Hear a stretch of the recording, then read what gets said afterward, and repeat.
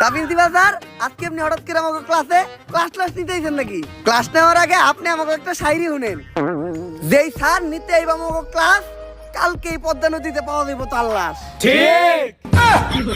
আরে না, আমি তো তোমার ক্লাস নিতেই নাই, আমি আইছি তোমার খোঁজ খবর নিতে। এই স্কুলে তোমার কোনো সমস্যা হইতেছে না তো? স্যার সমস্যা তো একটা আছে, আমার ক্যান্টিনে বেনশন পাওয়া যায় না, ওটার একটা ব্যবস্থা করে দেন। বাবা সামনের মাসে তোমাকে এসএসসি পরীক্ষা, তো তোমাকে তো কখনো পড়তে দেই না।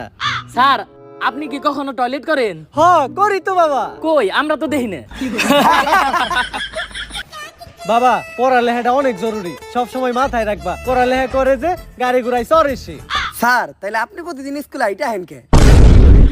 এই যে আমার বন্ধু মনি প্রতিবার ক্লাসে ফেল করে, ওর নিজের নামটাও ঠিক মতো বানান করতে পারে না, তারপরেও আরন ভাই ভাষণ 3 নিয়ে স্কুলে আহে। আর আমাকে স্কুলের টিচারেরা রিক্সা দিয়ে আহে, সাইকেল চালায় আহে, কেউ কেউ তো আবার আপনার মতো আইটাও আহে। এ থেকেই বোঝা যায় যে প্রবাদ ভুল ছিল। আসলে প্রবাদটা হইবে এমন, পড়ালেখা করে যে গাড়ি ঘুরাই চড়ে না সে।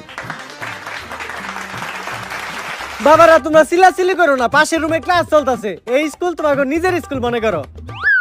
এটারে আমাকে নিজের স্কুলে মনে করমু? হ বাবা। তাহলে তো আমাকে স্কুলে আমরা যা মন চাই তাই করতে পারি। তাড়াতাড়ি আমাকে ক্লাস থেকে বাইরো।